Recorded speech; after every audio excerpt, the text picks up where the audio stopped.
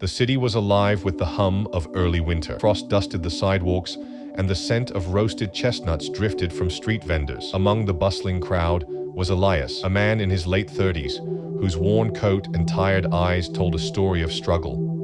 Once a skilled carpenter, Elias had lost his job when the small furniture shop he worked for closed down. Now, he scraped by, taking odd jobs where he could, but the weight of unpaid bills and an empty fridge pressed heavily on his shoulders. In his pocket, a single quarter rattled, a final coin, his last piece of currency until he could find more work. Elias shuffled through the city, his stomach growling, his breath visible in the chilly air. He passed a diner, its warm glow spilling onto the street, the smell of fresh coffee tempting him. That quarter could buy a cup, maybe ease the ache in his bones for a moment. But as he reached for it, he noticed a young girl, no older than 10, sitting on the curb. Her thin jacket was no match for the cold, and her hands clutched a cardboard sign, "Anything helps, hungry." Her name was Mia, though Elias didn't know it yet. Mia's mother had fallen ill, and with no family to turn to, they'd been evicted from their apartment. Mia's small frame shivered as she watched passers-by, most of whom avoided her gaze. Elias stopped, his hand still on the quarter. He thought of the coffee,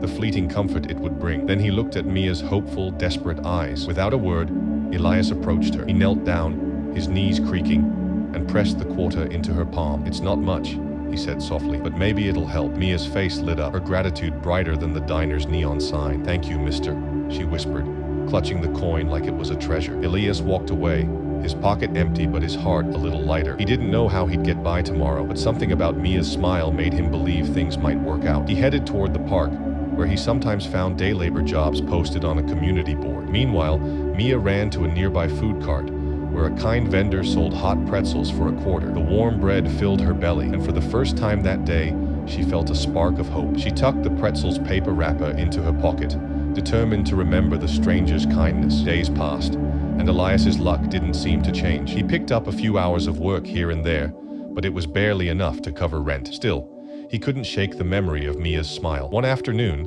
as he checked the community board again, a man in a neat flannel shirt approached him. "You Elias?" the man asked, holding a flyer with Elias's name scrawled on it. Confused, Elias nodded. The man, named Tom, owned a small construction company. "Heard you're a carpenter," Tom said. "I got a call from someone who said you helped a kid out. Gave her your last coin. That true?" Elias, embarrassed, shrugged. "Didn't have much to give." Tom grinned. "That's exactly why I'm here. My sister's kid, Mia, told me about you. She's been talking nonstop about the man who gave her his last quarter. I figured anyone with a heart like that is someone I can trust on my crew. I need a carpenter for a big project. It's steady work, good pay. You in?" Elias's throat tightened. He hadn't expected this, his small act of kindness circling back to him. He accepted the job, and within weeks, he was working full-time, his skills bringing warmth and structure to homes across the city. Tom's crew became like family, and Elias found himself saving up, dreaming of a better future. Mia, too, saw her life change. Tom, her uncle, took her and her mother in, helping them get back on their feet. Mia's mother recovered, and they moved into a small apartment. Mia never forgot Elias, though.